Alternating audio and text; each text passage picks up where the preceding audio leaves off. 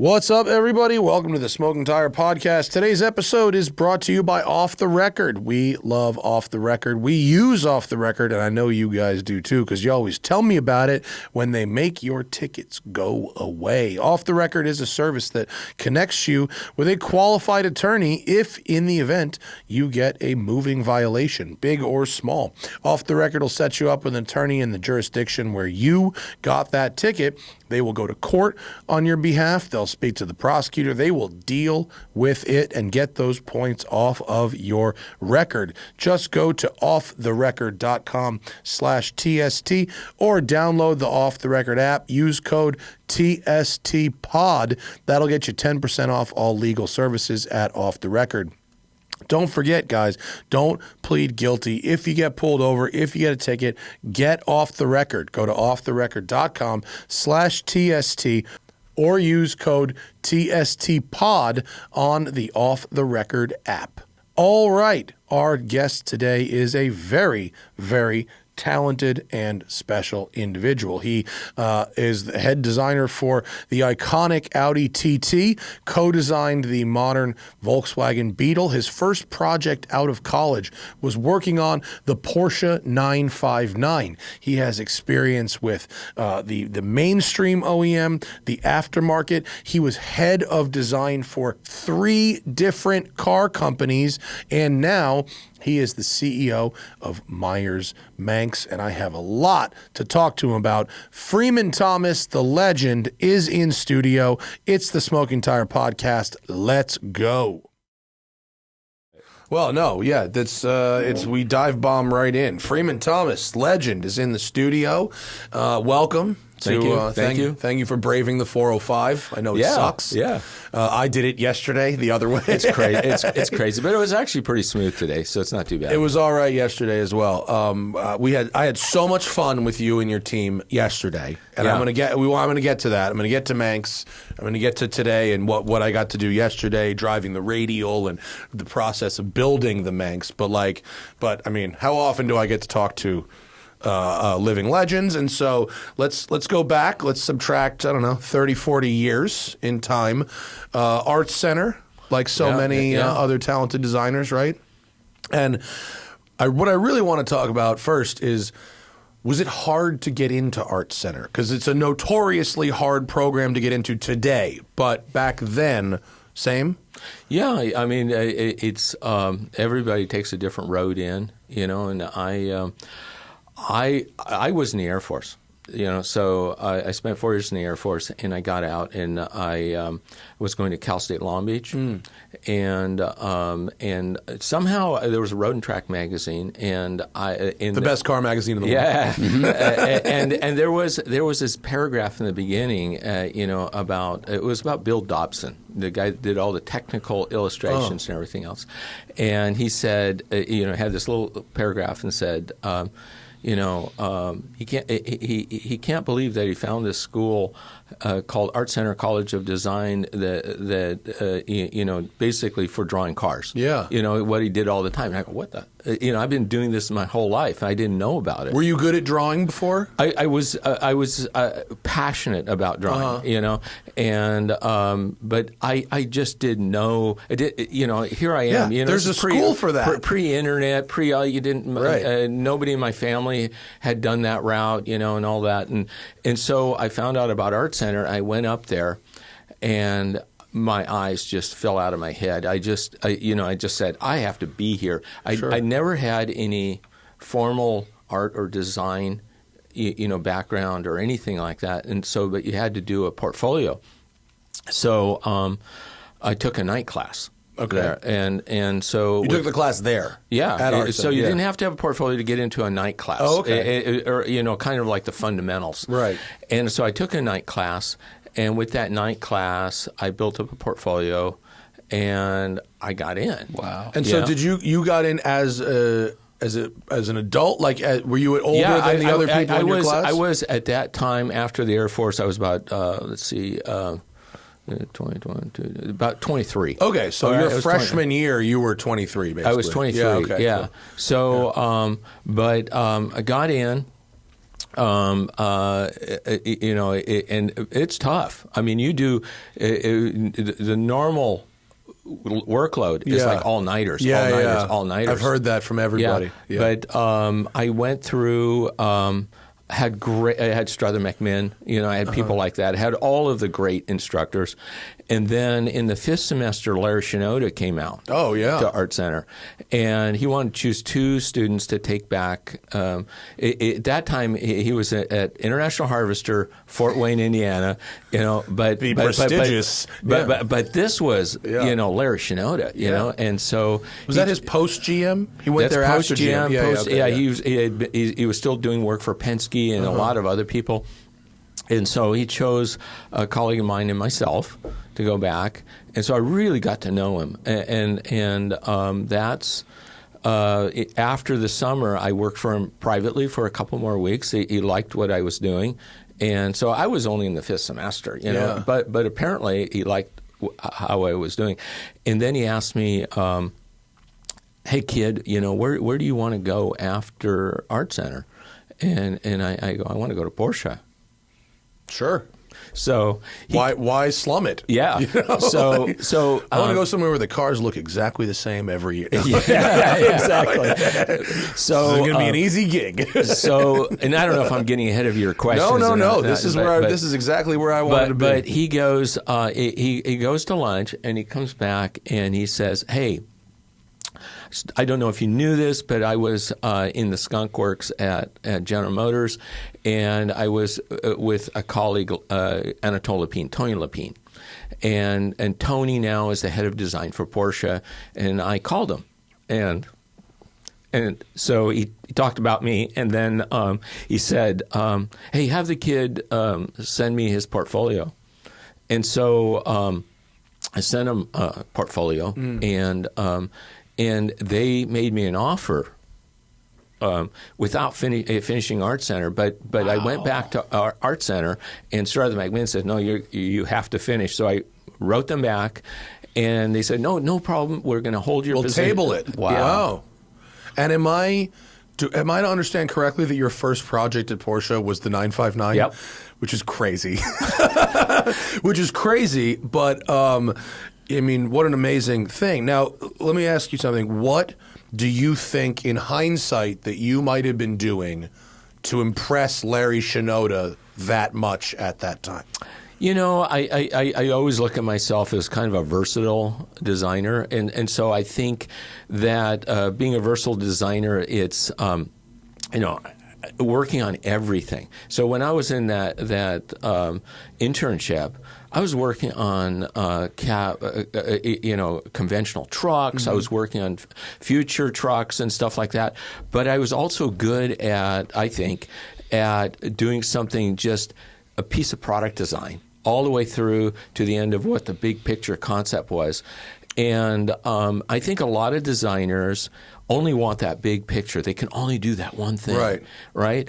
But I like digging deep. I like working with engineers. I like working. I like building stuff. I like to get my hands dirty. Are you a good wrench? I think I'm a good wrench to a point. Okay. All right. So I'm smart enough, I think, to know where when to call somebody over. Well, it's kind of like on some of the reality TV shows where you have the expert sitting off camera, right? Yeah. And I think I can do anything if I have the right input. Sure. So it's when we had talked to Sasha Salipinov a year or two ago, and he was like, he started by designing, a headlight for a Jetta or something. And it wasn't until later that he got to even submit proposals for whole cars. Well, one of the things, and I love Sasha because I think he's a brilliant designer, and he came to visit me about a year and a half ago to show me what he was working on. Nilu? Is that right? Yeah. Nilu? So it was an early version of what it didn't pretty look crazy looking. It didn't look like the way it looked then, but he allowed me to sketch over his stuff a little bit and give him. I gave him my input, and he was very humble about it, and that's very rare. With designers, because a lot of designers have huge egos, and I think that's another part of when I went into Porsche.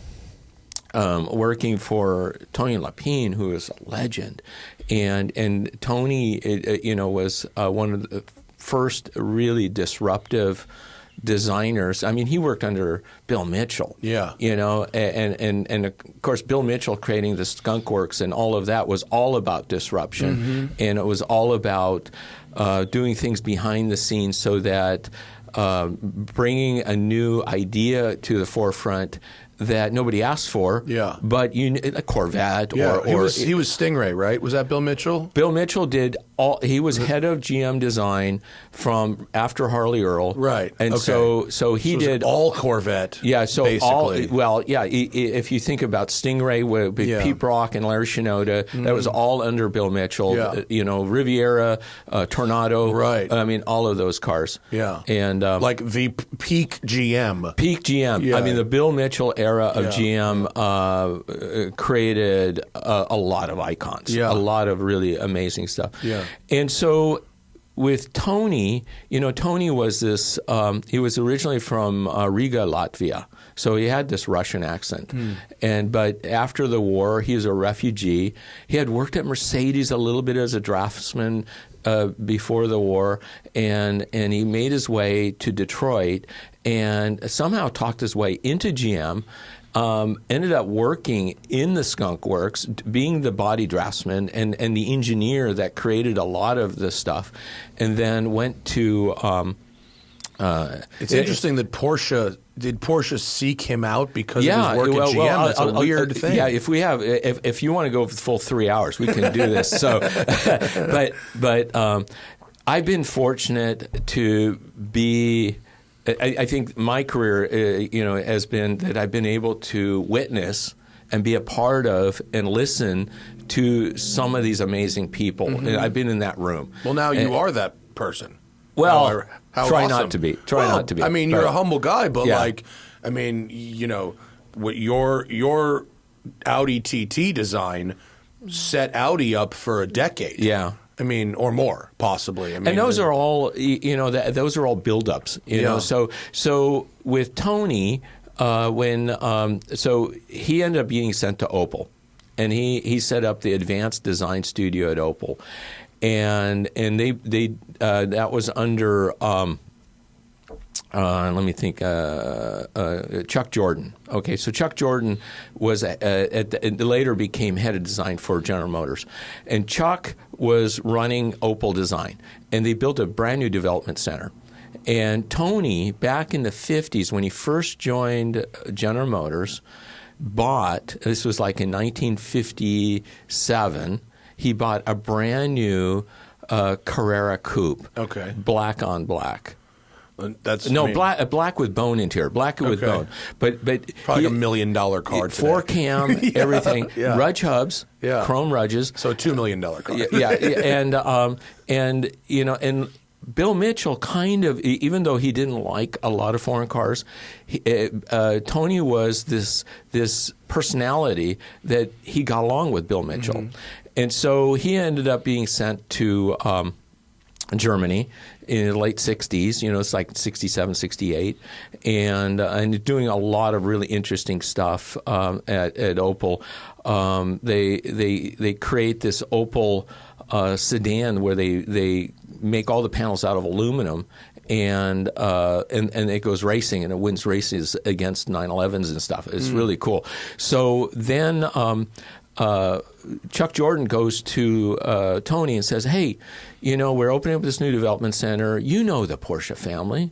Why don't you invite the Porsche family to the new development center and show them around, And so Tony was great. I'll do that. So he contacts them, and the Porsche and the Piech family all show up in like Pontiac station wagons. They loved American GM station wagons. How interesting. Yeah, so they showed up, and Tony is showing them around the advanced studio of all this new stuff that's going on. And then a little bit later, Ferry Porsche contacts him personally and says, look, we're having this thing with the family, and we've got to slowly have the heads go away. It's this is like 1968 already, and this wouldn't happen until 72, and so we'd love to hire you to basically be the successor for Butzi Porsche. Guys, we got to take a quick break from the action because support for the Smoking Tire comes from GetMaineLobster.com. It's lobster season. It's always lobster season at Get Maine Lobster. And picture this. A rugged sunset coast over Maine, the sky ablaze with color, and you're surrounded by friends or that special someone. The salty ocean breeze mixes with the mouth-watering scent of fresh lobster, and you can already hear the laughter and the sound of cracking shells. Get Maine Lobster isn't just dinner, it's an event. So whether you're impressing your lady, enjoying a killer night with the boys, nothing says I know how to throw down like a feast of perfectly cooked lobster. It's about savoring bold flavors and sharing moments that turn into stories you'll tell for years. So if you're ready to elevate your next gathering, head over to GetMaineLobster.com. Use promo code TIRE for 15% off all orders. Trust me, when that lobster hits the table, you'll be the hero of the night at GetMaineLobster.com. Promo code TIRE for 15% off. Get Maine Lobster. It's more than just a meal. It's a chance to create unforgettable memories. Don't miss out. Use code TIRE for 15% off. Guys, today we got to talk about MyBookie. With MyBookie, you're not just watching football, you're cashing in on the action. There's risk-free bets, thousands in cash prizes, and epic rewards every single week. And the best part is you can bet on any game, anywhere, anytime, straight from your phone. Just hit the link in these podcast notes or visit mybookie.ag and use promo code TIRE to get a head start. It's MyBookie's 10-year anniversary, and they are rolling out the red carpet for bettors. Bet big and bet confident with risk-free Thursdays. If your boosted bet doesn't hit, you get your money back. There's weekly, no sweat, win-win bets all season long. And for those of you who've been playing with MyBookie, they've got something for you too. There's a brand new loyalty rewards program in MyBookie Plus. It's simple. The more you play, the more you earn, and as you progress through the tiers, you unlock exclusive promotions, epic giveaways, and cash back in your account. You guys know if I've got some downtime on my lunch break, whatever, hop on MyBookie, and I can take my sports knowledge and look at this week's games and turn it into cash money. Sign up now at mybookie.ag and use my promo code TIRE to cash in on a double deposit bonus. You can literally double the cash in your account before you even place your first bet.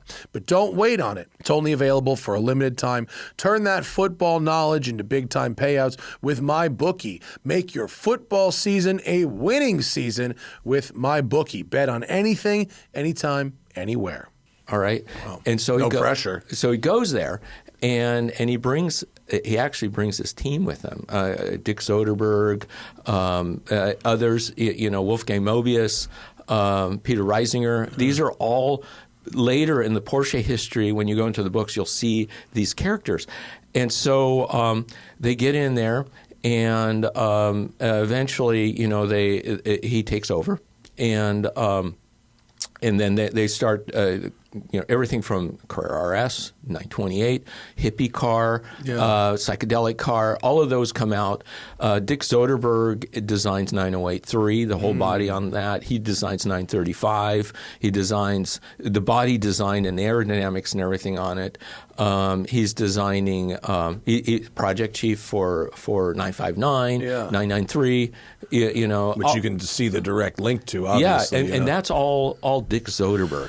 Dick Soderberg was a really amazing product designer that, out of Art Center, he goes to London and works in London and eventually comes to Germany and so forth. And there's a story about him that's untapped. So you get there. Yeah. At 26 or whatever, 24, 25. Yeah, I get there in the fall of 1983. Okay. So Frankfurt Show just finished up Group B studies in there. Right. That's the original prototype of the 959. Yeah, with the arrow wheels. I get into I'm in the interior design studio. All right. So I make it look just like the regular car. No. So I designed the whole interior of the 959. I did the striping on the seats. I did the center console that later goes on to 964 and all of that. And then they asked me to storyboard the brochure. And so I storyboarded the whole brochure that was, and I came up with this idea of the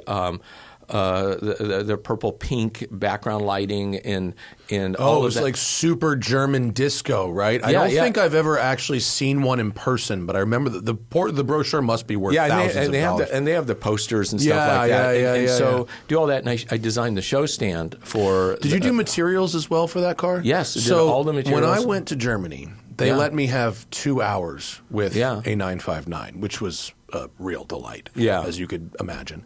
And the one that I drove was one out of that secret museum they've got over on the side, Right. And the interior leather had this very silvery sheen on it. Do you know what I'm talking about? Yeah. We did that. It was a special. Can you tell me what? Yes, with the stripes. What was that leather about? The leather was doing something really special with the original 959s were either pearl white or they were silver or and we wanted to create this band of colors.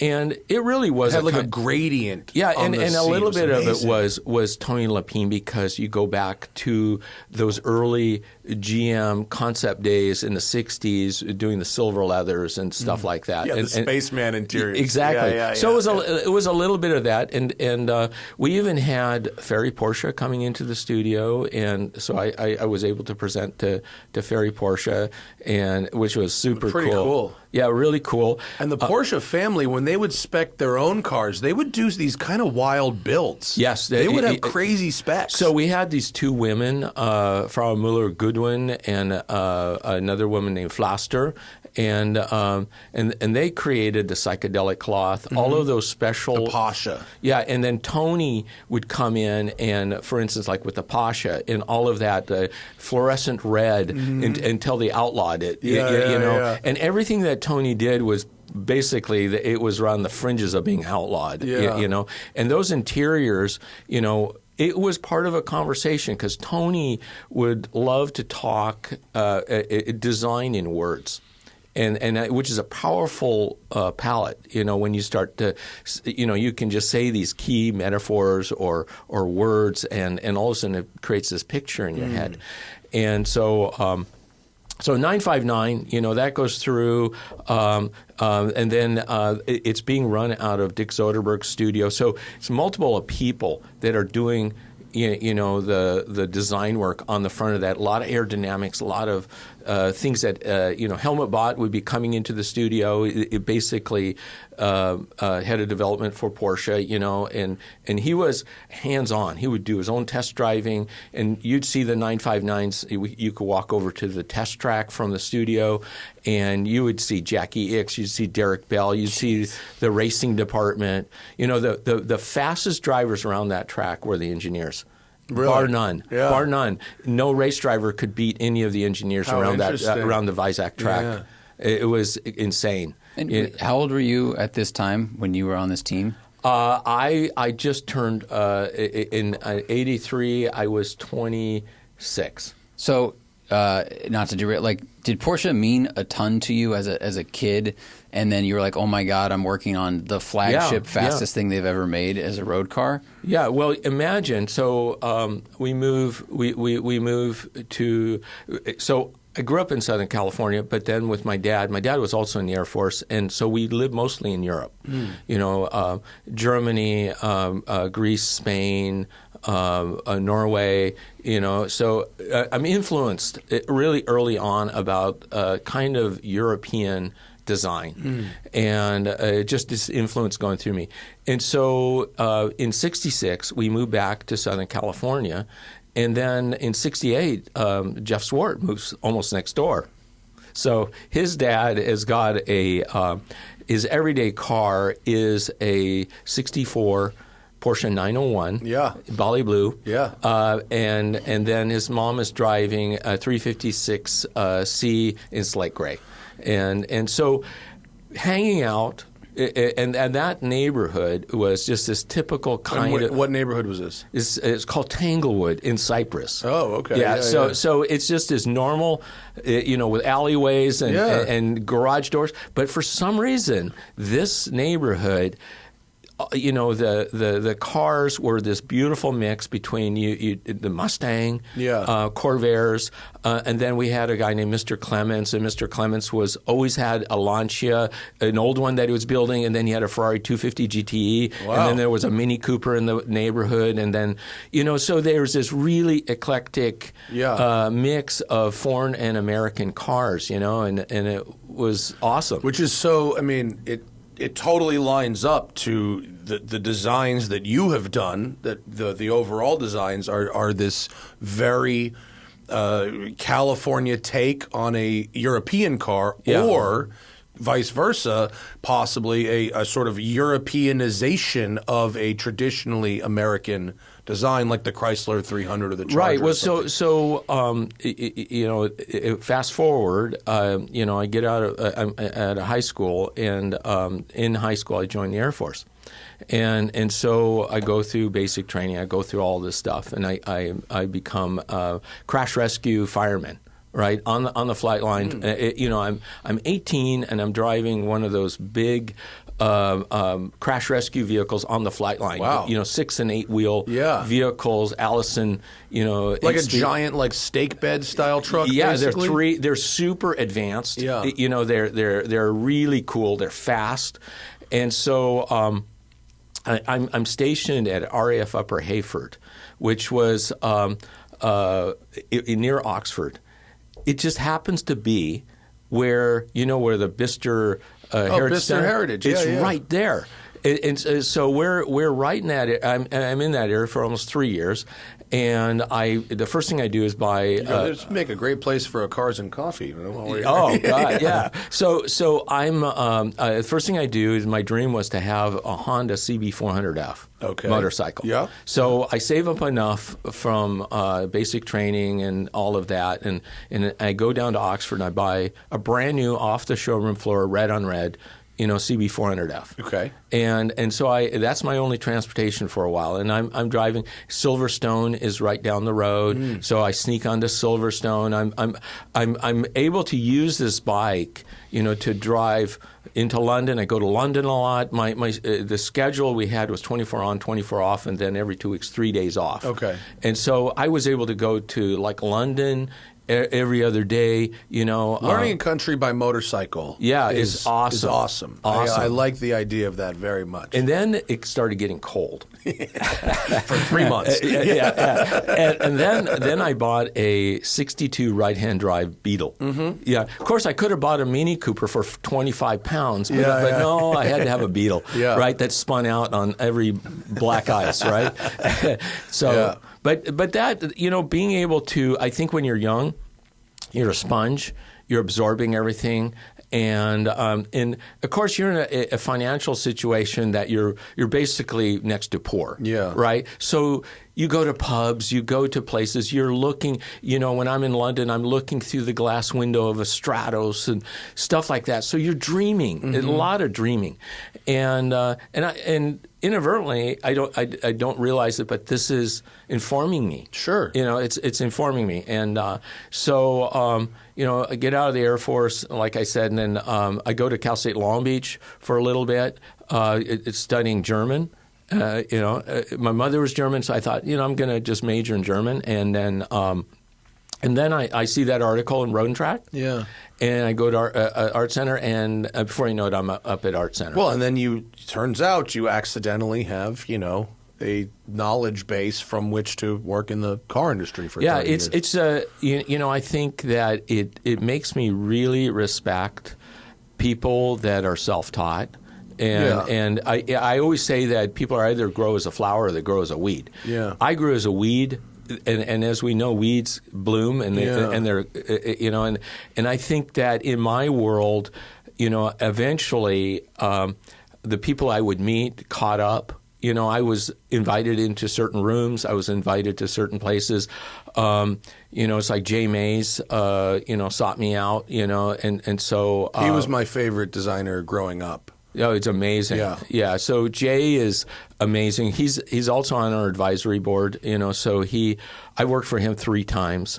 I think you did Beetle together, right? We did Beetle together. What were the other ones? Well, he became head of design at Audi during TT, so he championed me doing TT.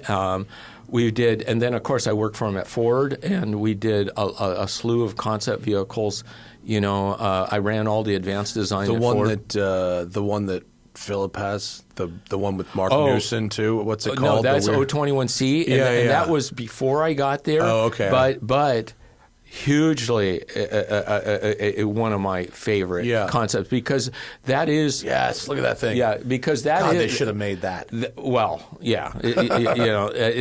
021C is one of those once in a lifetime designs, icons, and Mark Newsom and Jay Mays. It wouldn't have happened with either of the two. Jay understanding design and nuance and everything, and Mark having his specific design language, but that's what it ends up as. Yeah, and I'm such a massive Mark Newson fan also. Yeah. And when I saw that, and I'd never actually seen inside it, and I saw that it had an Icopod gauge cluster, I was like, oh my God, this is like a new level of amazing. So with Jay, Jay's probably the most intellectual designer I've ever worked with and for, and we worked like brothers. So when we were doing Beetle, it was like I'd do a sketch, and he'd come to me and says, "Are you going to use that?"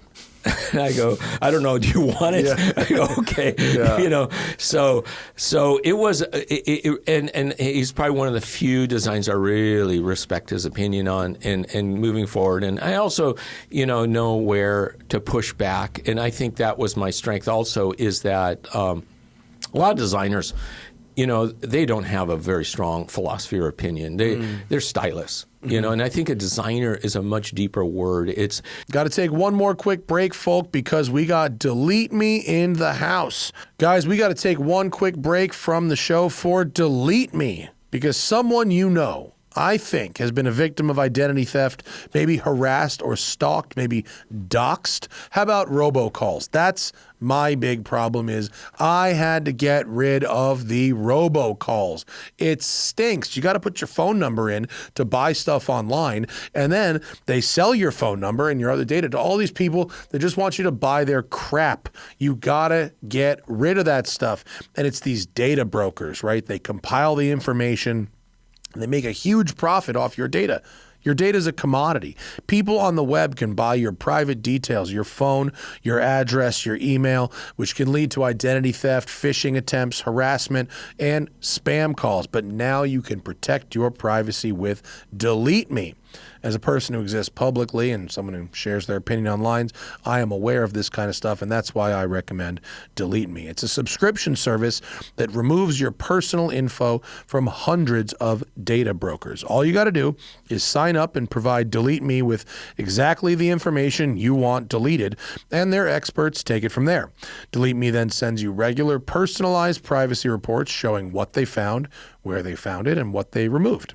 Delete Me isn't just a one-time service. Delete Me is always working for you, constantly monitoring and removing the personal information you don't want on the internet. To put it simply, they do all the hard work of wiping you and your family's personal information from data broker websites. So take control of your data and keep your private life private by signing up for Delete Me, now at a special discount for our listeners. Today, get 20% off your Delete Me plan when you go to joindeleteme.com/tire and use promo code TIRE at checkout. That's the only way to get 20% off. Go to joindeleteme.com, include the word join, joindeleteme.com/tire, and then enter code TIRE at checkout. That's joindeleteme.com/tire, code TIRE. And now back to the show. It's a word where you're working forward and backwards from the engineering outside, inside, back and forth, and trying to make something new and out of the status quo. Well, your designs, they're all different, but if someone says to me, well, what is a Freeman Thomas design? And I say, it's something that pulls heavily from the old while outputting something that is new yet recognizable. Like the TT has auto union elements, but is also brand new. The Beetle is obvious in its execution. The RUF CTR, the new one. How does one design something that's supposed to look like an 80s Porsche and yet be a totally new thing? And I think you are so good at making an all-new design that's instantly familial to where it came from. I think a lot of it is, we call that design equity and also story, So as an example, TT, so TT never existed before, but I had been when I first came into Audi. So I came into Audi January of 1991. And kind of a low point in Audi design. Right? and before that, so I'm at Porsche. I've been at Porsche twice, right? And so I was at Porsche, and then once I agreed to go to Audi, Jay's in Germany, and he goes, "Hey, come down to Ingolstadt. I want to show you around the studio." And I go, "Great, okay." So go down to the studio, and I'm if anybody's going to call it the elephant in the room, it's me, right? And because everybody is so afraid of the king, so afraid that he doesn't have any clothes on, right? And so I'm walking around and I'm seeing some really, from an innovation standpoint and from all that. So he shows me the A8, clay model for the A8, and I'm looking at it. I said, "It's nice. Great that it's an aluminum space frame." And this is the early days, how to communicate. This would have been the car that came out in like 97? Yeah. It was the first generation. Right. Yeah. And so I go, "Jay, this is a little bit dumb." It's like all the lines, cancel themselves out. Audi 90, at least it had an attitude. Yeah. Those cars had an attitude. This car is kind of dull. And so So okay, and Jay accepts it. He just sort of moves on. And so one of the things I did when I was at Porsche, even at Porsche, I looked at all the design around. You're working on all the 911 programs, all the work and everything. I was frustrated. I said, they're just not moving this thing ahead, And so I talked to Tony, and first thing I did was I typed up this paper, and it was kind of like the incubator, but it was a 2-week sabbatical for a designer, an engineer, and a modeler to go away and to come up with a new idea and a concept and a business model, right? And I'm doing this to Wolfgang Moe. Here I am, a young designer right out of our center. Dick Zoderberg, all these guys, Tony Lapine, and they entertain me. They think it's really kind of fun watching this kid, and so it goes nowhere. And so, I come up with this idea. I have this little apartment in a little village called Wierensheim, and what's called a Dachwohnung. It's in the top, with a an attic. And so I'm working with these two modelers, Swedish modelers, and Bengt and Anders, and I go, I'm thinking about this idea to do something at my apartment, and then there's Steve Merkett. Steve Merkett is just recently retired. He did the Panamericana. Oh. Okay, so I go, are you guys interested in doing a concept in my apartment? And so Steve comes over about once a week, and we're sitting there sketching in my kitchen and doing stuff. And then we get Bengt and Anders coming over. They're doing a quarter scale clay model, really cool. We get this thing to a point. We have other people secretly coming into there. We do the die knock on it, silver die knock, and it's very much it's a future Spider concept, like an RSK Spider concept. Okay. And so I talked to Tony in the studio. I said, Tony, hey, I just want to let you know we did this concept in my kitchen. And I would like to share it with you. He goes, just bring it on in. And I go, well, Tony, I don't want to just bring it on in. I want to set a date, and I want to present it to the whole. Want us to present it to the whole design team.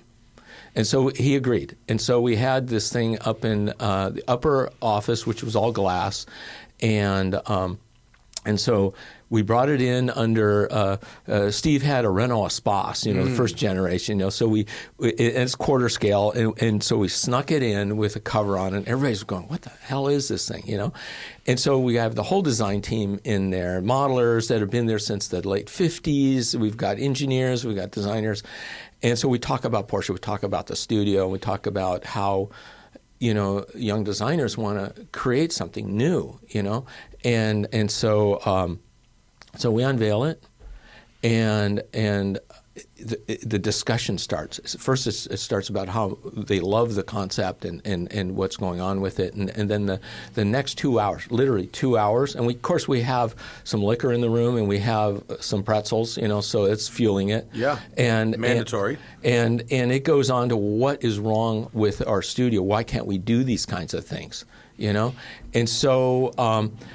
Nothing really happened with the concept except it got put on display in the front of the studio. And then when Harm Lagai came in, and I was gone in that period of time, I went back to California doing I started my own design business. And Grant Larson told me, he goes, yeah, they cleared out the whole cellar except for that model. And it is very much what became Boxer's different. This is much more RSK-like.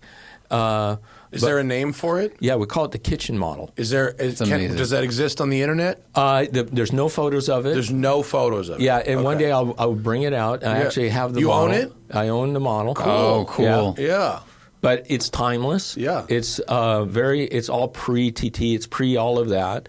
But does it have that Avis style to it, or is it more Porsche? More pure, more Porsche. Okay. Yeah, it's absolutely like like if you took an RSK, made a speed shape out of it with a low roof, and it's mid-engined and it's cool. Yeah. So I'm sort of picturing like and the zippered roof was on it. Oh, cool. Yeah, but I'm picturing like the Zagato, like Spike Ferriston has the Zagato. No, completely different from okay. that. The proportions are more Stratos-like.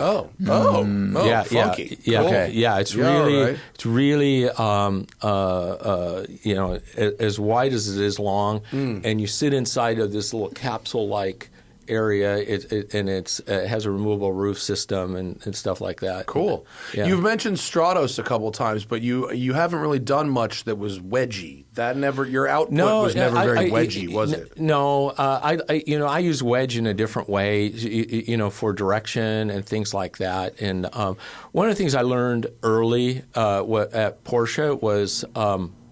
And at some point I'll sketch it for you, but if you look at a 550 Spider, and I'll just visually lay it out. But when it was explained to me, when I was studying about Erwin Commenda and all of that, how a Porsche design is set from the very beginning, and this goes back to Commenda days because he's looking at the wheel travel going through, like in those days it was a swing axle. Mm-hmm. Look at where the occupant sits. Look at where the engine sits. Now from that you draw an aerodynamic fuselage. Mm-hmm. And then with the arches of the wheels you develop your fender forms. Yeah, it's it's sort of vacuum sucked around what it needs to be. Interestingly enough, it's also the way that Malcolm Sayer. Damn, what a good-looking car. Yeah. So you can see no notes on that one. And you look at the here we have to use these headlights. Mm-hmm. We're going to use these taillights at the right height and everything. You start connecting the dots. That's what you end up with. Yeah. And so I went down that road. I think that I love wedge design. There's certain wedge designs. For instance, it's like at Pebble Beach, the Asso series from Giugiaro. Right. Just insane. And we're fortunate enough to see that in Italy. privately, and it just the thought process behind it. Gandini, is just insane. Yeah. So I think. There's definitely a place for it, but when you start going down, let's say, the Porsche route, which goes ultimately into a 962, into a 919, into something like that, you start looking at visibility. You look at a conical shape to a windshield, so no distortion, all of that. And so it's pure design, and I love that road of design. It's timeless. Yeah. How you go down it. So which kind of leads me to the modern RUF CTR. Yeah. Which, if you see a photo of one, and perhaps this is intentional, if someone sees a photo of one just in a studio or on a piece of tarmac like that 550 we just saw, right, looks like a 964. Yes. Park a 964 next to it, and it looks very different from a 964. Yeah. But at the same time, it is very clearly a Porsche, but also it can't impede on Porsche's IP. Right.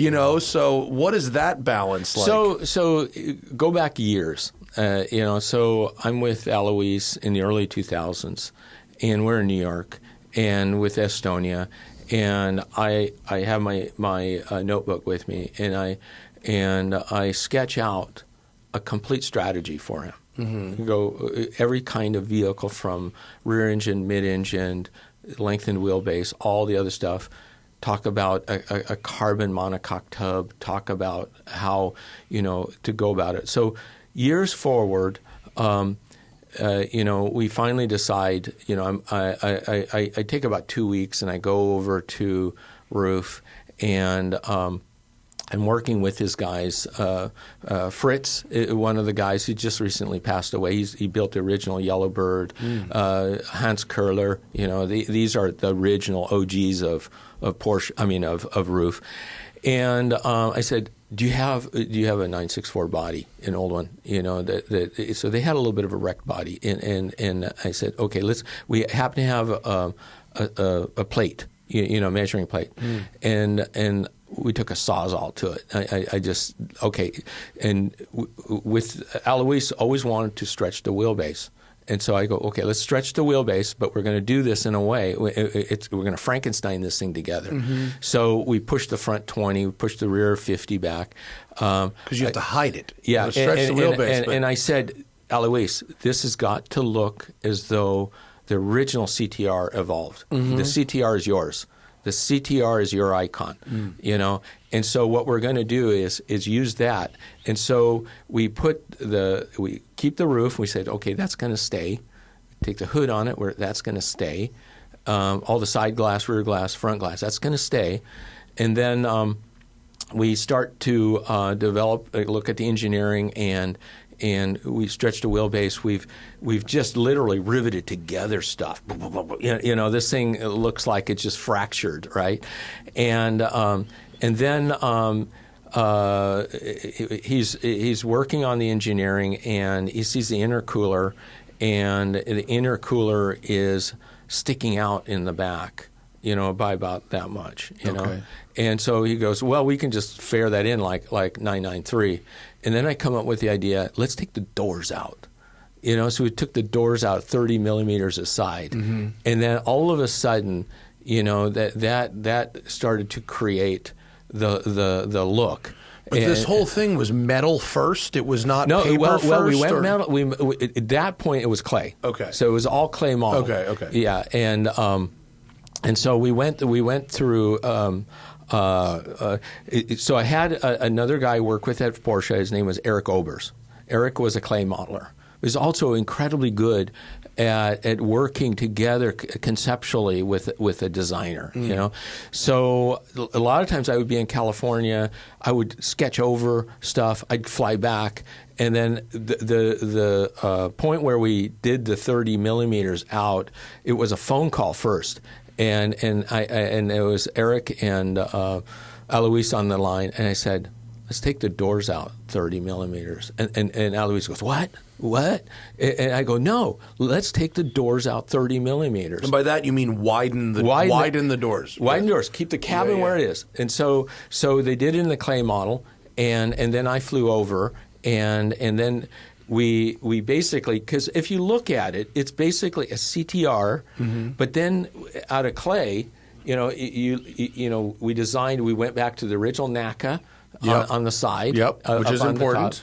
And then, if you look at the front... then you vent the bumper as well. The front and rear bumpers are taking that original CTR bumper, and which, if you were doing let's say that you're a new Porsche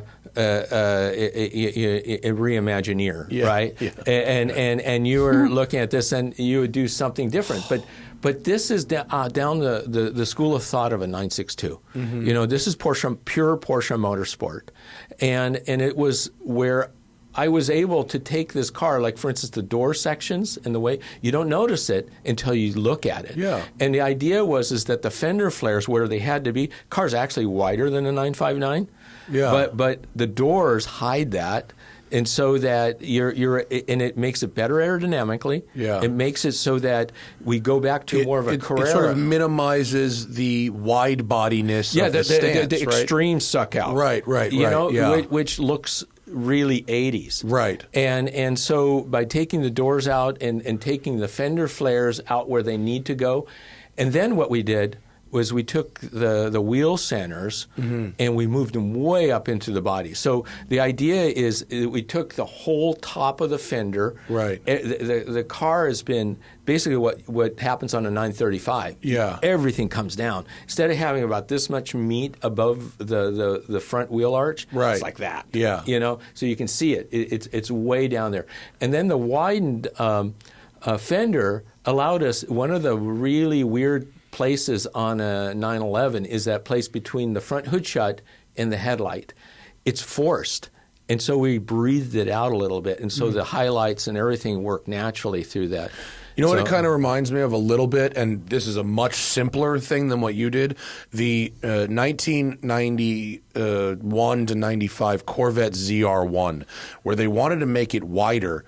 And so what they did was they added about 8 inches down the center of the car. Yeah. So if you're looking at it from a lot of angles, it doesn't look like they've done anything. It doesn't have that big fender flare wide body. But if you look at it at the back, there's those extra bits on the side of the license plate, or it shows wider. But that approach increases your frontal area. Right. This increases your frontal area only in the fender area, which you have to have. Oh, that's true. So your and the beauty of this is that you get that original 911 cabin size. Yes. And then the next step I did was I went over and because the first concept was just a quick interior. That was like 2017, a real quick interior.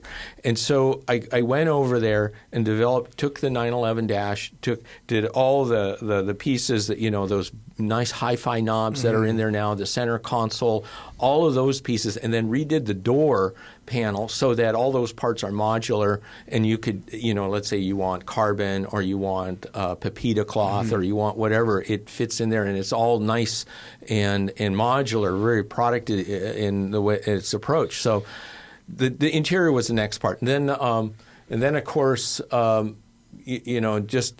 making it so the whole idea of a roof is kind of like when Ferrari did their 250 short wheelbase. It's the gentleman's GT. Right. It's you drive around town. It's usable. It's an everyday car. It's not like driving a McLaren or something like that way down. It really, you're sitting upright in it. You've got visibility. You're on the Autobahn. You're a superhero.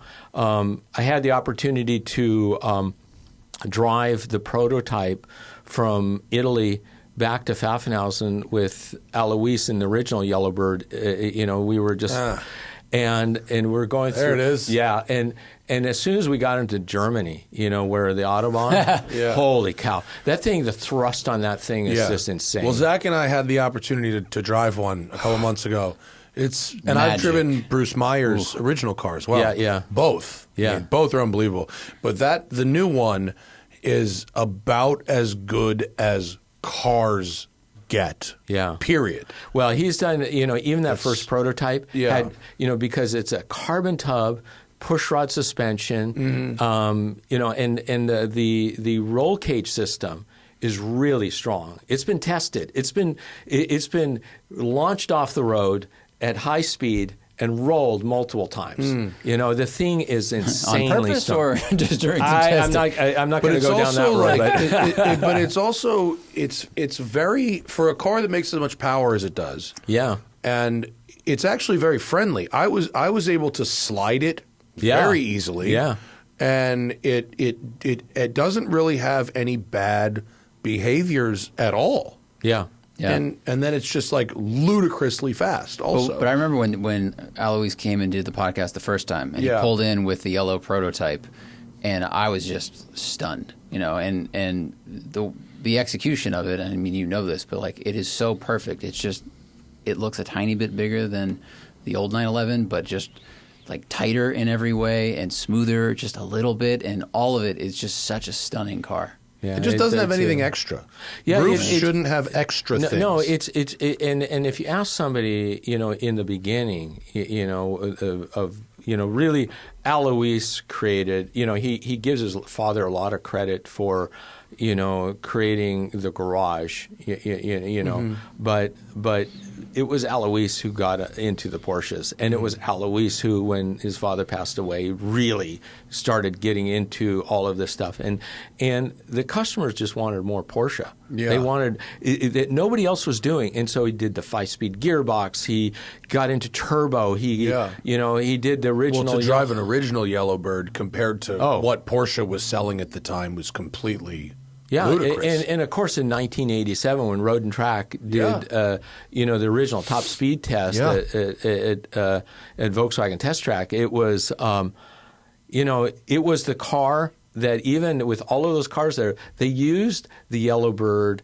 as their gopher car to go get something. It was so usable, right? And of course you have people like Phil Hill, you know, that just love the car, and it was he hit it. He did the wheels, and that's where, you know, even today, you know, I use all of that as a DNA template for Alois, because, you know, this is his icon.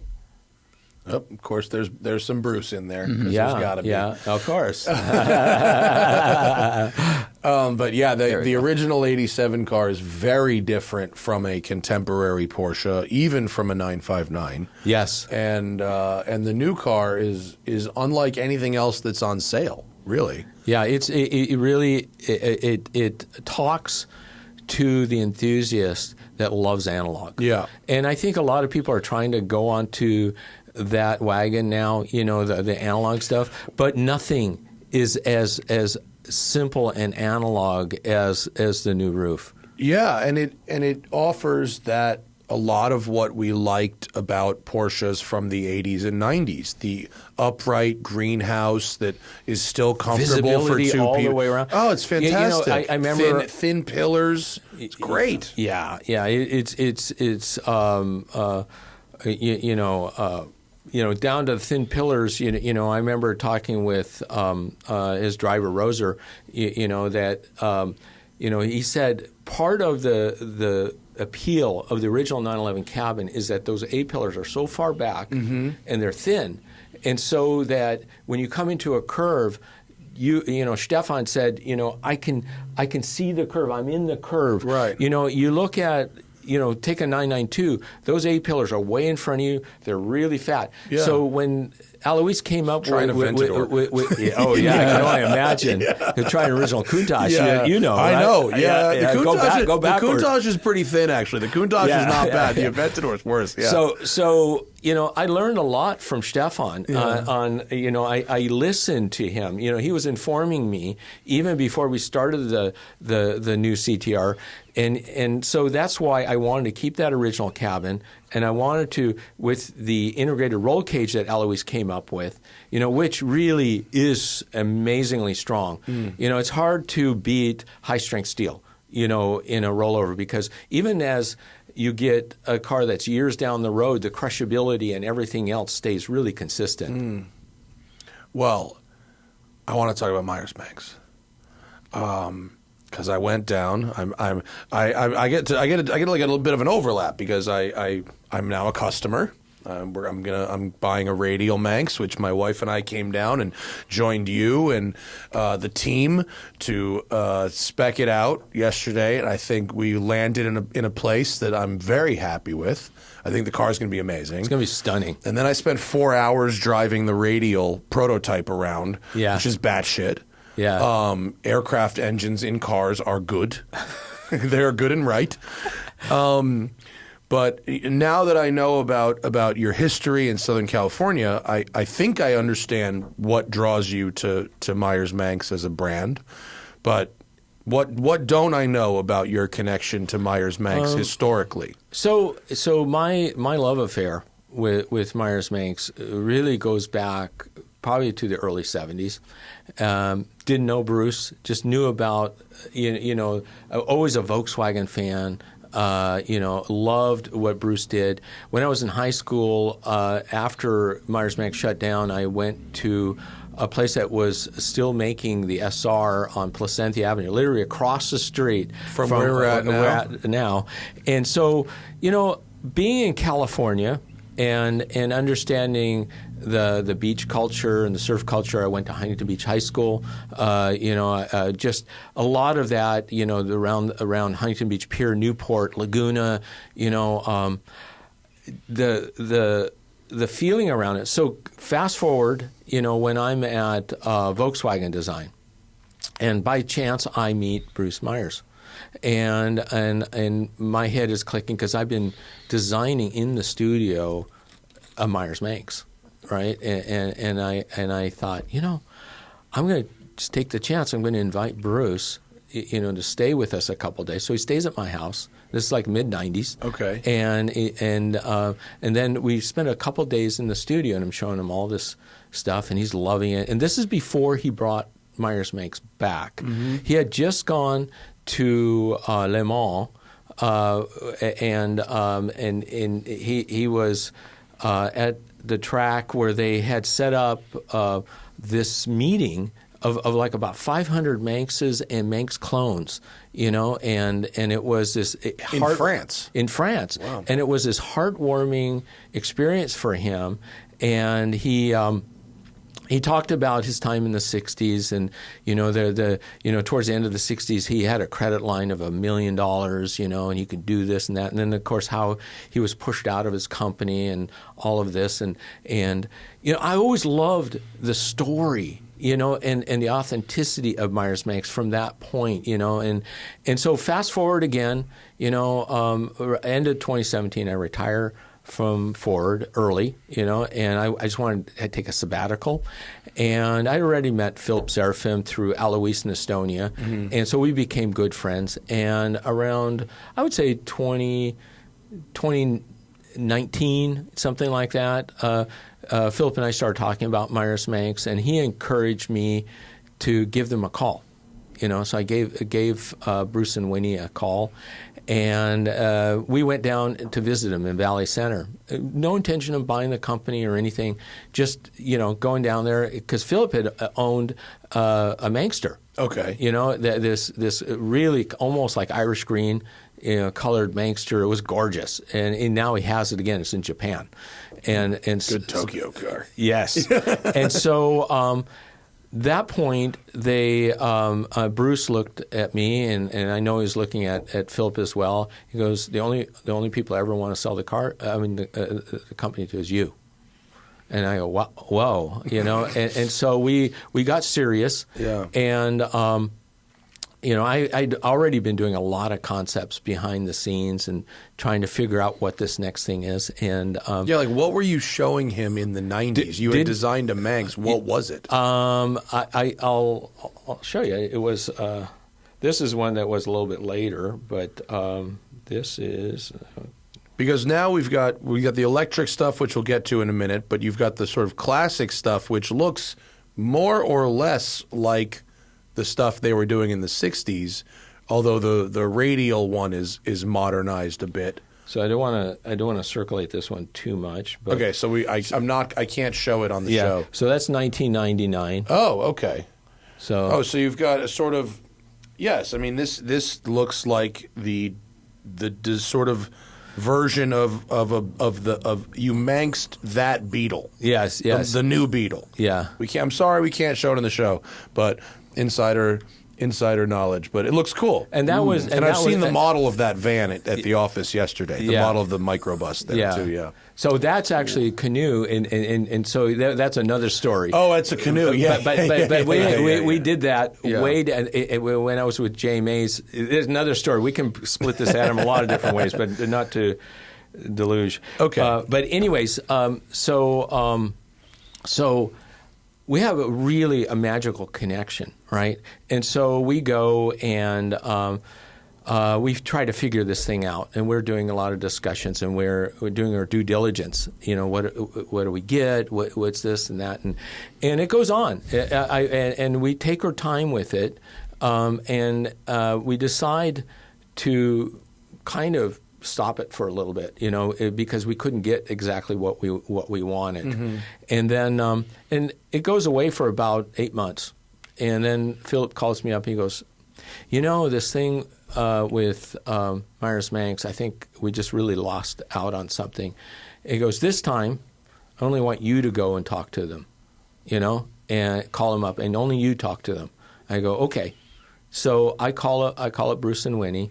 And they had other people that had wanted to come in and acquire the brand. There's because so much magic, right? Yeah. But were they building cars at this point at all? Yeah, they were building their original Manx. Yeah, the Manxster. The four-seater, and their original two-seater. They had their original type of mold that they were doing on that, and they had the Manx Club, which they had about 6,000 members in. Oh, wow. Yeah, and that Winnie had started that. And so we go, I call them, and they're really really eager. You know, this is, and I said, what do you want for it? And they gave me a price. And I said, okay. You know, we talked a little more, and then I took that back to Philip. And then I called him back, and I said, okay, we agree. Let's do this thing, you know?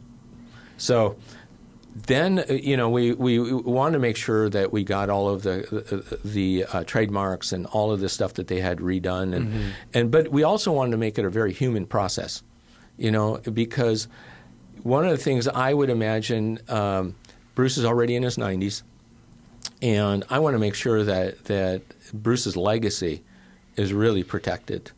And so when I go down, I had done a sketch of what Manx 2.0 was, you know, and I shared it with Bruce. This was during COVID time, all right?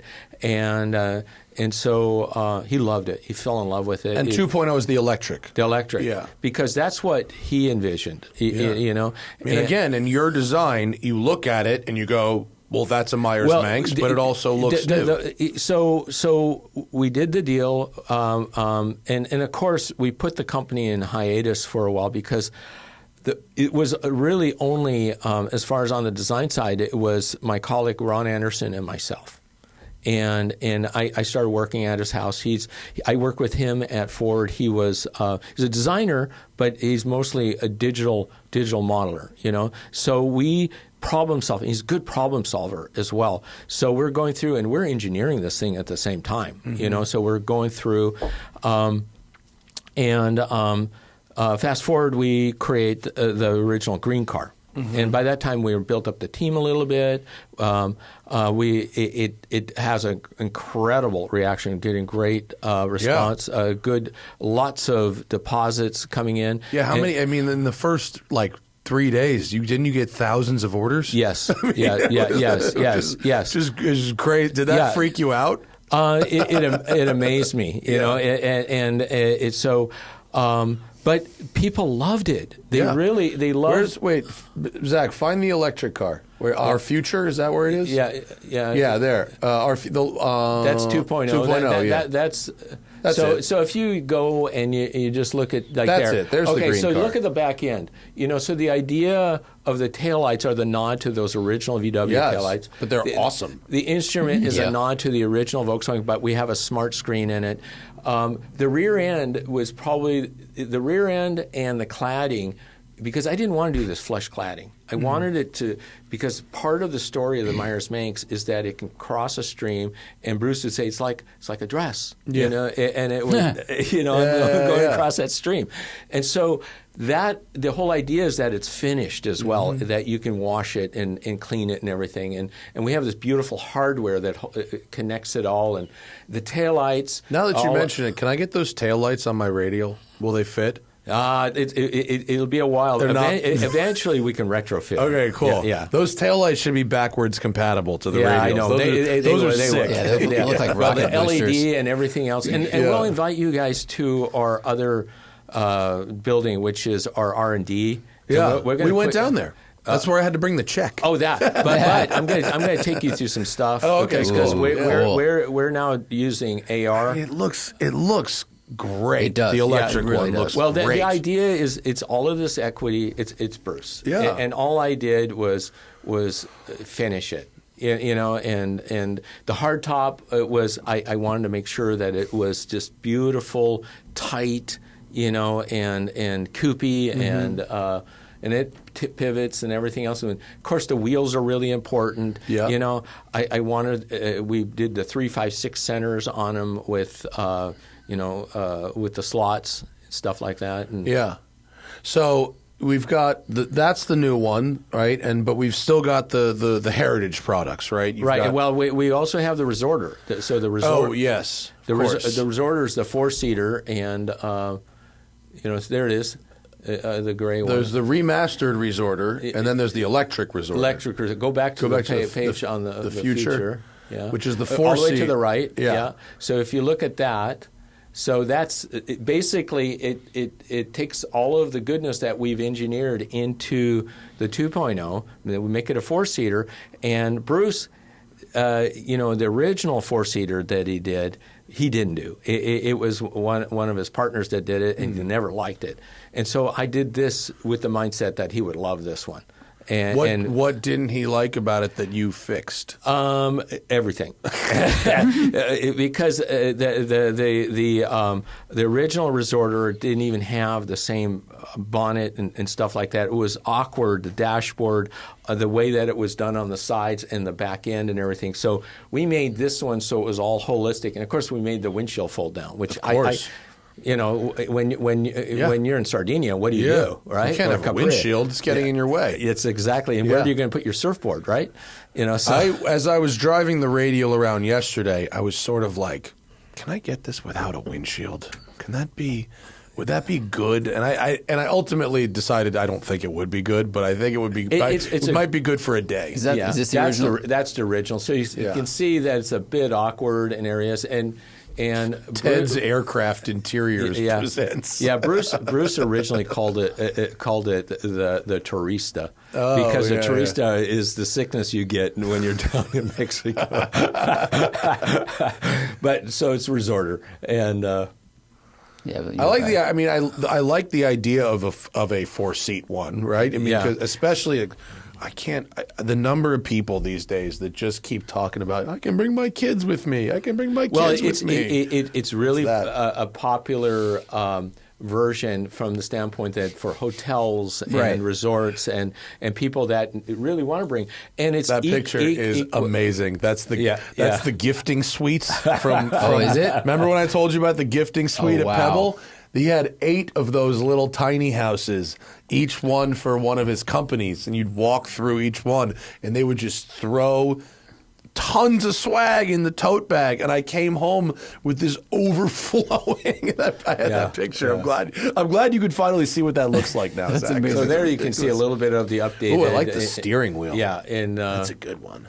So that's going in production, and the seat system has an integrated seatbelt system in it. So we're taking it through full FEA testing so that. But that's a neighborhood electric vehicle, right? It is, but we're doing a thing called Do Care. So Do Care is something that if you have children, you have a family, and they ever go and drive it, I want to make sure, and it's kind of a philosophy of all of ours, that they're safe. So batteries, when you look at a normal neighborhood electric vehicle and they have lithium-ion batteries in them and they get crushed, you're going to have a thermal event. And so what we do is we actually take it through the pull test. We take it through all of that stuff so that the batteries stay protected. The drivetrain, it's nudge, nudge, wink, wink. It can be tuned.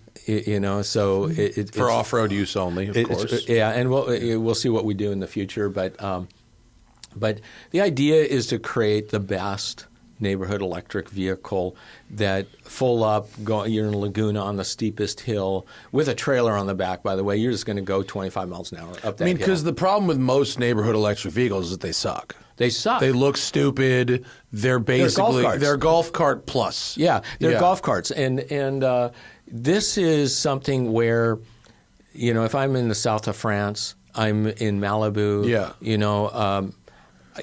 Like a gem isn't stylish. And it's not crafted. Yeah.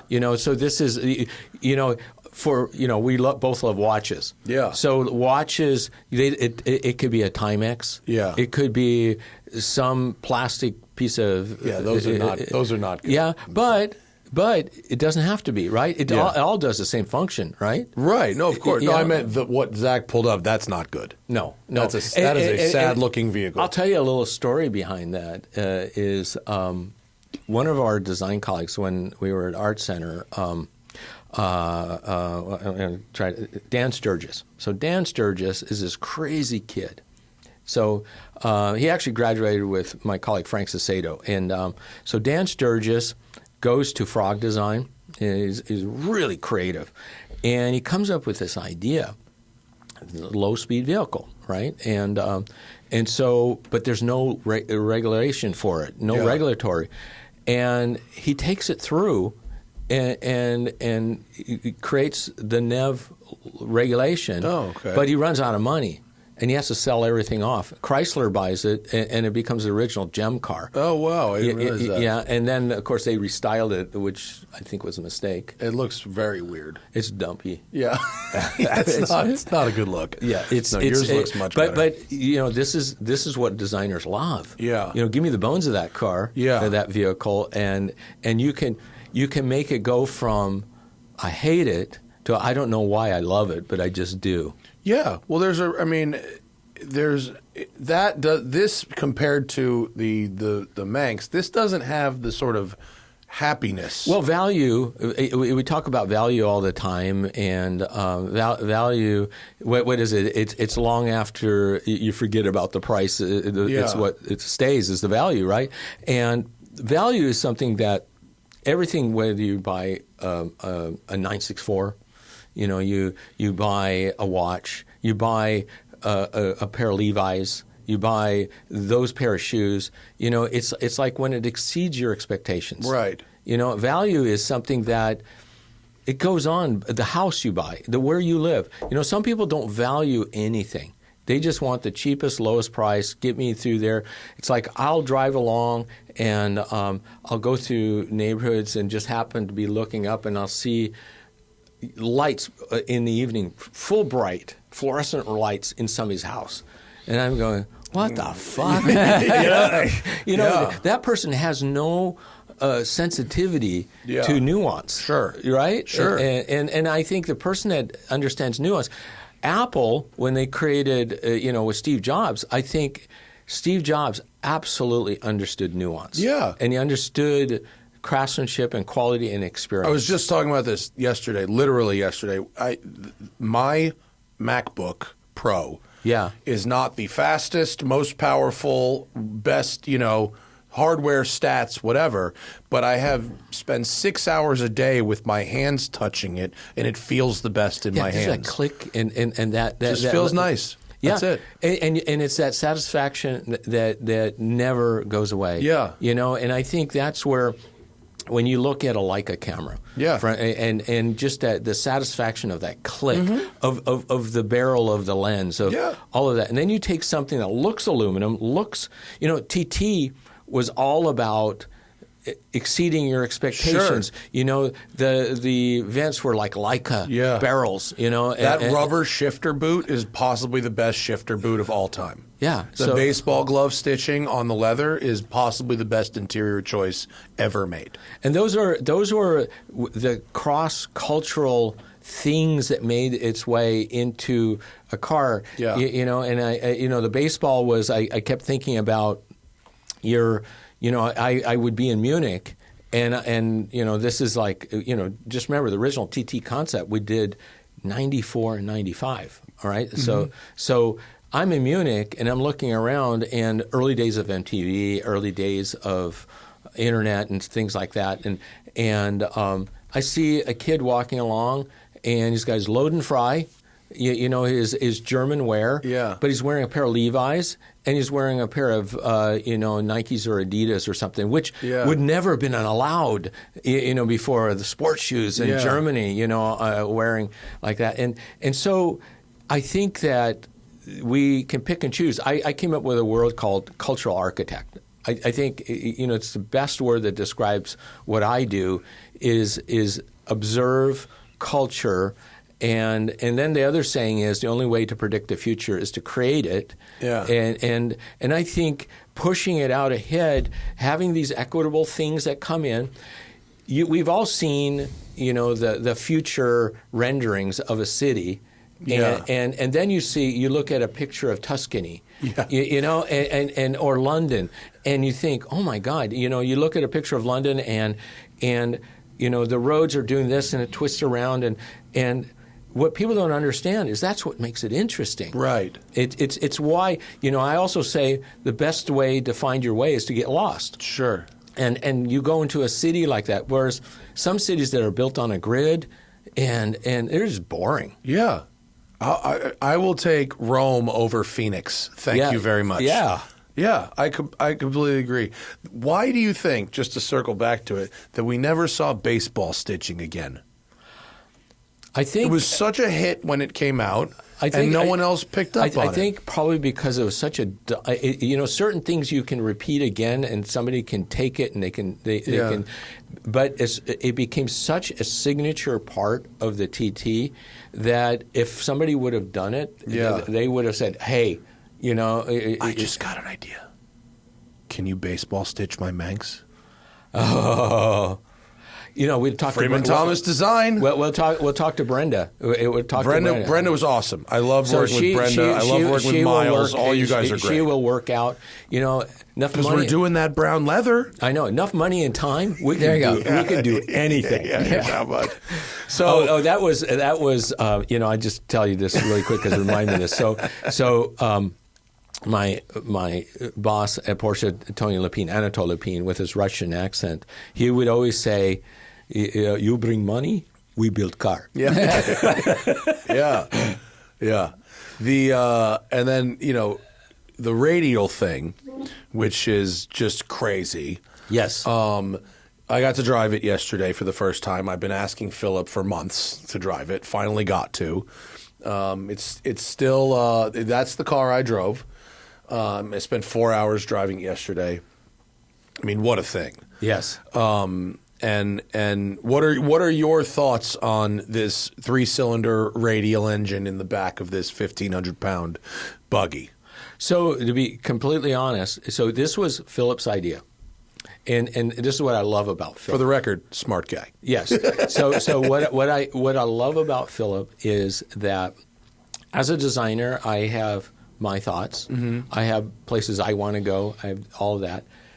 Philip is equally as abstract, right? He it's like you saw, that at Pebble Beach where he sets everything up and he has all of this stuff. He's got really amazing vision. Yeah. And that's why we work together so well. So in the beginning, I'm looking at the motor and, I haven't quite figured it out. I'm in love with it now, though. I can tell you that because the way that it sits in the back and the way it's getting engineered out with all of the cooling system, and I want to start to build on some other vehicles now with that engine. Yeah. But I think it's an incredible motor. Because there's no better vehicle for showing off an engine than a Myers Manx. Yes. Right? If you're gonna, look at that. That photo. When he first showed me that photo, I went, "You've got to be fucking kidding me." Yeah. And then when I saw it at the Quail, my wife will tell you, she may have said this yesterday to you.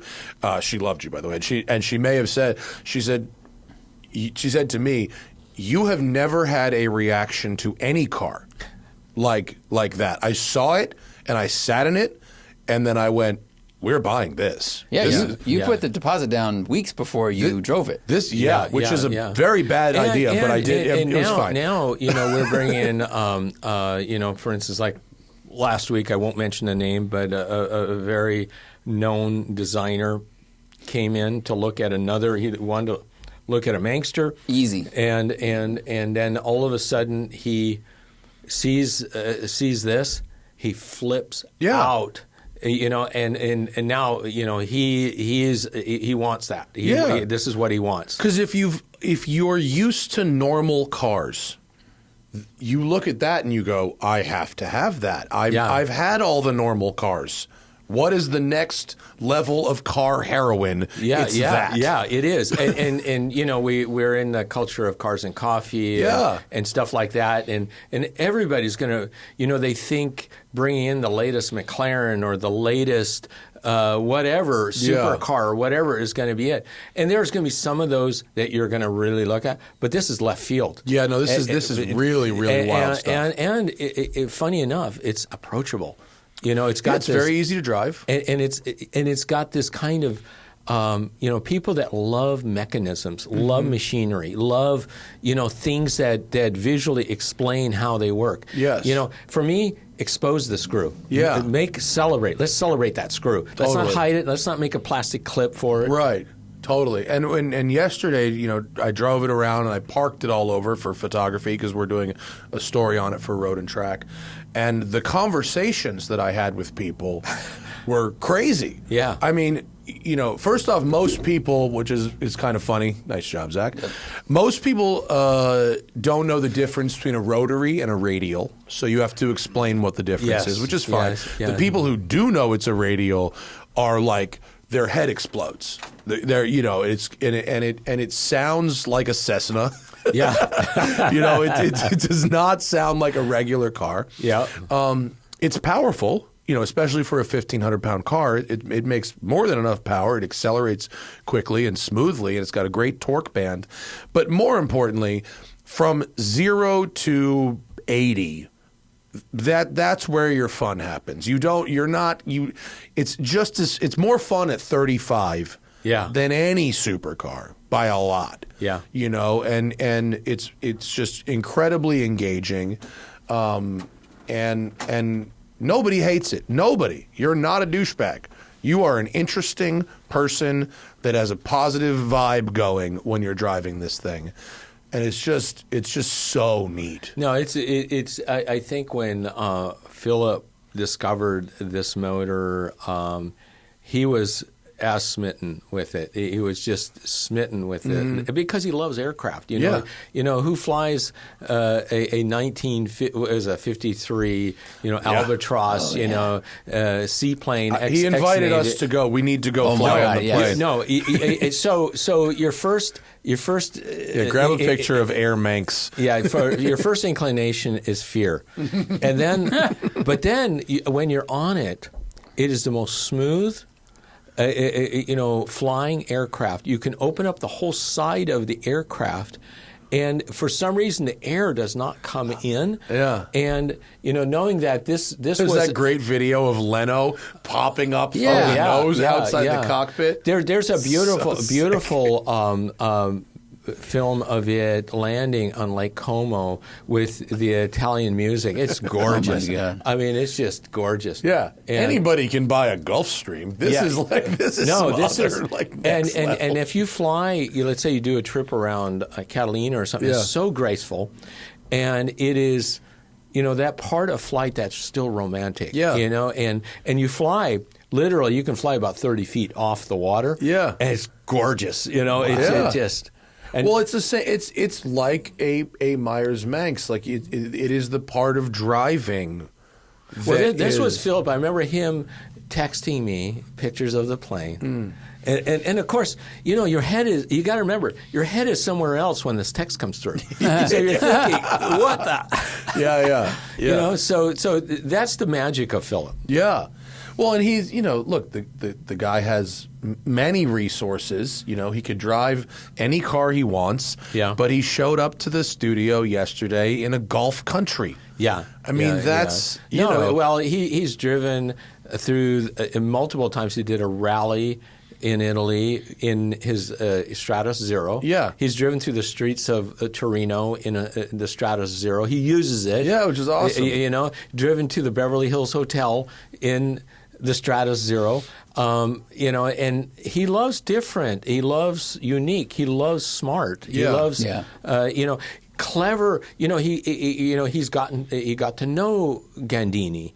We've gotten to know Giugiaro. I knew him before, but the Porsche family.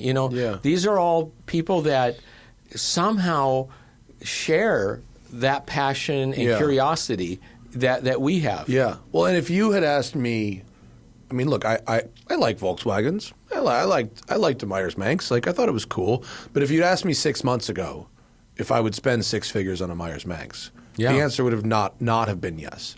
But when I saw the engine, I went, yes. I didn't even have to drive it. Yeah. And I said, yes, that is what we need right now. That's the back of the watch, right? Yeah. And watch me wind this thing. Yeah. And you're just watching all this stuff happen. Yes. And I think I can imagine in normal product development circles in the OEMs, they're not looking at the back of their watch. No, they're putting plastic covers on their engines. Yeah. I mean, there's companies like Bugatti. You can see. But it's in that level. Yes. Right. But this is somewhere that is accessible. Yes. Right. And going through the whole process is that accessibility that, quite honestly, you not even get that going through Porsche Classic or someplace else. Getting that level of.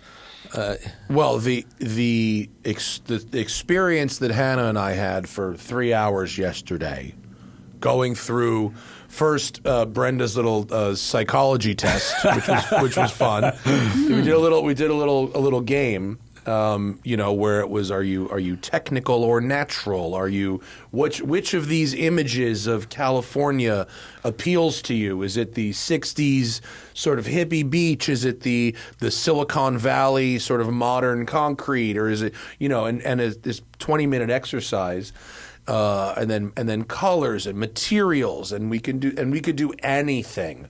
And to have Freeman there and Brenda and Miles and the whole team and Philip going, that looks good, but what if we did this, and what if we did this? And it's because I can't be trusted for color, obviously, because I'm colorblind. So the experience of a fully customized, the only thing fixed is the shape. Yeah. Anything else is like, well, what do you want? That's amazing. And so what you end up with is a one of one. And that was a kind of the foundation that Bruce created, was that customization is part of the DNA of Myers Manx. Yes. And a lot of times, and that was really neat, because you go back to the 1960s and you'll see a family, scrubbing a VW pan in their driveway with it. It's got dad with his Busch beer and he's got, the kids are there all doing stuff on it, and then they're building it and they're sitting in it. And you can't replicate that. Yeah. We've got this gentleman, his name is Nelson Sparks, and Nelson. Good name. Yeah, he's great. He's very intelligent, older gentleman. He experienced Myers Manx in the early days. He's become probably one of the biggest, most knowledgeable authorities on Myers Manx and his photo collection. He has helped Bruce and Winnie in their books. You brought the new coffee table book, which is coming out soon. Lent us a lot of the photos out of that book, which looks great, which is really cool. And there's this picture that ex-owner of Hot VWs, his son came to visit us one day at Watney, and he said, I was in my dad's archives, and I have this photo. It's a Myers Manx in Egypt next to the pyramids. That's awesome. You know, and it's in black and white, and it was used in hot VWs for something, right? And he doesn't know what it was or how it was or anything like that. And so, so I sent the image to Nelson Sparks, and I go, "Do you know anything about this photo?" Yeah. Yeah. 5 seconds later, he's got the VIN number. He goes, I'm not only going to tell you about it, I'm going to tell you about who owned it. Right? And so he goes, that was mine. So my dad and I built that. They lived in Northern California. He looks good on you, by the way. It's a good hat, right? Yeah, it's a good hat. It's good, and it's a little snug, so when it's windy in my car, Looks it's going to good. stay on. My West Side hat was blowing off yesterday. Oh, really? Yeah. So he said, then his dad, he was part of in the military attaché services, gets stationed in Cairo, and so the family moves to Cairo, and the Manx goes with them, and so he says that he used that Manx every single day. And then ended up driving it all the way down to Greece and all through Europe. That's hardcore. Yeah, and I go, gosh, that's amazing. Where is it now? He goes, still have it. It's in my garage. Yeah. And it's still all original. Wow, that's awesome. Isn't that cool? I mean, I've read a lot of stories now because I'm doing research for my article, and I really think that between you guys, the owners, they just did it at Goodwood. Was it Goodwood? Yeah, it was Goodwood where they had like 80 of them. Yep. And also the way that Philip talks about them and the events they want to do and all this stuff. I think it's a good community to be a part of. And as we were down there yesterday, walking through with Brenda and choosing colors and looking at stuff, there was, 30, 35 bodies that were waiting to be assembled. No black, no white. Yeah. I mean, there's pink and green and orange and fuchsia and purple and bunch of blues and, one or two hunter green. There was the sage one. Yeah. But, no normal colors. Everything was crazy. No, this is Myers Manx. It's an extrovert. People, it's the party. Even if you're not an extrovert, it encourages you to be. Yeah. And one of the things that part of Manx ownership is Winnie put together the Manx Club. So she did this way in the beginning. It's her baby, and it comes out with a beautiful magazine like every quarter, and it's got great stories. But they do these events, like for instance, back in July, they had it up at Big Bear. There was Manxes and Manx clones, and they invite everybody, all dune buggies, including old impies and all kinds of stuff. And it's a family thing. You'll see that they have these, the women have their own Manxes, and they go out on their own runs. Oh, nice. They will not let any of the guys go with them. They go on their own runs, and they take care of all of if they break down or anything, they do it. And there's kids. They have already, you'll see a couple of teenagers driving. So you talk about the car hobby, is it dying? No. Not if you look at that. You look at a Cars and Coffee, you look at Manx Club, you look at all that. And they do it on the East Coast. They do it all over the place. And because a Manx is street registered, a lot of people don't know this, but you're allowed on all the forest roads. Oh. But a UTV, like a Polaris or something like that, not allowed. You're not? Oh, that's not interesting. allowed. Yes, in California. Yeah. And so you go up all these forest roads, and it's amazing. You go up in Big Bear, you don't even see Big Bear from that perspective. Oh, that's interesting. I'll have to try that with one of your guys' cars. Mine is going to be a street car. I make no bones about it. Next time that they do, like next year. Let's go take a couple of them. Yeah, let's do it. I'm so excited. We bring up usually a few Manxes, and then people can drive them. And, Zach, pull up from yesterday, my Instagram post from yesterday, so we can and that one of me and Hannah, just scroll all the way to the right. We've got We've got some photos of the process, all those bodies, and then that's where we ended up. It's not fixed. What they do now is we've got our color, our interiors, and then their guy Miles puts these choices into a 3D model that I can spin around and yeah, check you're gonna have so much fun when you get that. I'm super excited. I'm really happy with when we drove down there yesterday, where I thought we would end up is not remotely where we ended up. I wouldn't have picked any of those. Well, you love the color. You were stuck. I love the color, but I was leaning towards the orange before we got there. I thought we were going to get an orange one. But then we saw this stratospheric blue, and trust me, the photo does not do that justice. That is a color. That's a paint color. And I thought we were going to maybe do the bus fabric. Oh. Yeah. Are you going to work today? Yeah, I can bring it. I'm going to just give you the swatch. Okay. And I'll take it back later. All right. It's here. Perfect. Okay, because maybe we'll still do the bus fabric, but only if it looks good. And then Hannah wants a lucite shift knob with a hot dog inside of it. Oh, perfect. Because of course she does. Wow. It's going to be nuts. Yeah, it's going to be nuts. I'm so excited to get my car. It's going to be great fun. And so we've got a story coming out in Road and Track next month about the radial Manx. And they're doing, because you mentioned it, we have a guy, the guy you mentioned from Road and Track, we have another guy now who's doing a technical drawing of the engine.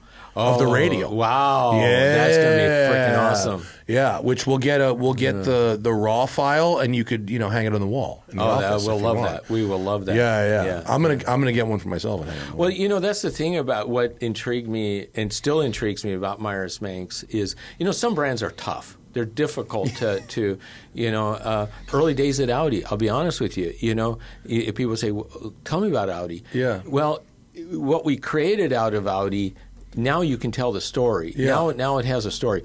But there's certain brands that just are empty. Yeah. They create stuff and they can't do a book like that. Yeah. The book is actually interesting. It's fun. It takes you, it's like a time machine that takes you into these lifestyles of the beach and color and fashion and the 60s movement and all the way forward and all the stuff that's going on within Manx. But it really is something that is all things to all people. Yeah. It really is. Anybody that we walk through Manx want more. Yeah. They just want more. And oh shit, I just lost my train of thought. Doesn't matter. It was this was such a treat, Freeman. Thank you so much for coming. I'm sorry we didn't get to our Patreon questions, but when the guest is great. When the guest is great, we don't need to. I can't wait to see how my car comes out and driving the one yesterday. I normally tell people never buy a car without driving it first, which is good advice in general. Yeah. But in this case, I was pretty confident that it was not going to disappoint, and it did not disappoint. Great. And your man Jonathan was so great. He's the head engineer in your side on the radial. And they're still doing some dev work. There's a couple little kinks to be worked out. Jonathan comes out of the aircraft industry, so you're connected. Yeah. Through that whole process. And that the tires on it, BFG radial. Yeah. How appropriate. Yeah. So, and it's going to be, wait till you drive this thing, Zach. It is a good time. And of course, you go build your own. They have a configurator. There's a configurator on the website, so you can build your own, and of course they're made right here in California.